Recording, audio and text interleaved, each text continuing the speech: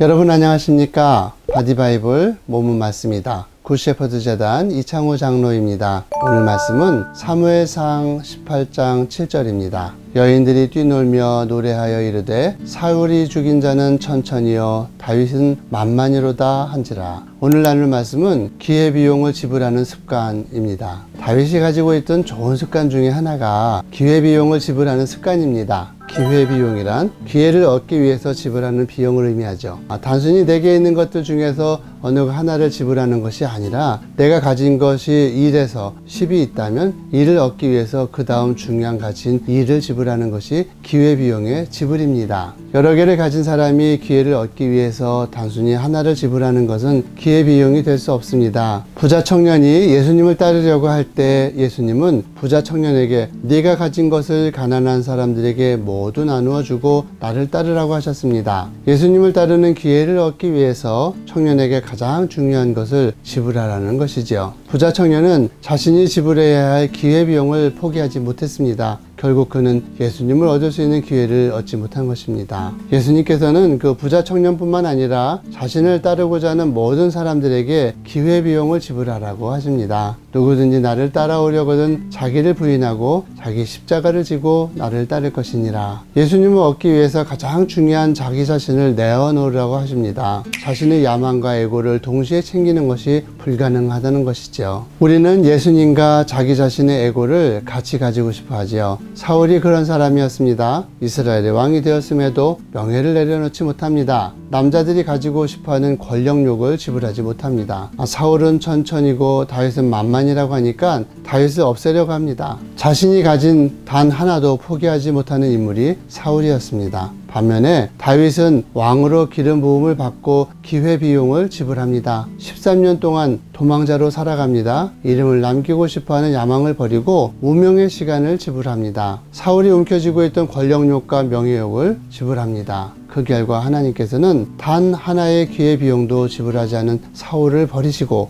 기회비용을 지불한 다윗을 이스라엘의 영원한 왕이 되게 하셨습니다. 기회비용을 지불해야 한다는 것은 단순히 성경에서만 나오는 이야기가 아닙니다. 우리가 살아가는 이 시대도 마찬가지입니다. 자신의 목적을 이룬 성공자들을 보게 되면 반드시 기회비용을 지불한 사람들인 것을 알 수 있습니다. 연예인들을 보게 되더라도 김태희 씨의 경우에 그 출중한 미모를 가지고 있으면서 동시에 서울대를 나올 만큼 똑똑했죠. 모두가 인정할 만한 외모를 가졌든지 누구나 인정할 만한 학벌을 가지고 있든지 둘 중에 하나라면 고민할 필요가 없습니다. 그러나 두 개를 모두 가지고 있다면 하나를 얻기 위해서 다른 하나를 포기해야 합니다. 김태희 씨는 자신의 학벌로 넉넉한 직장 생활을 할 수 있었습니다. 그러나 연예인이 되기 위해서 자신의 좋은 학벌을 내려놓았습니다. 외모와 학벌 두 가지를 동시에 가지고 갈 수 없다는 것입니다. 최고의 국민 배우가 된 것이 그냥 저절로 이루어진 것이 아니라 자신의 가장 소중한 하나를 지불하였기 때문에 가능했던 것이죠. 몇 해 전에 그 발레리나 강수진의 발을 본 적이 있습니다. 여자에게 있어서 발은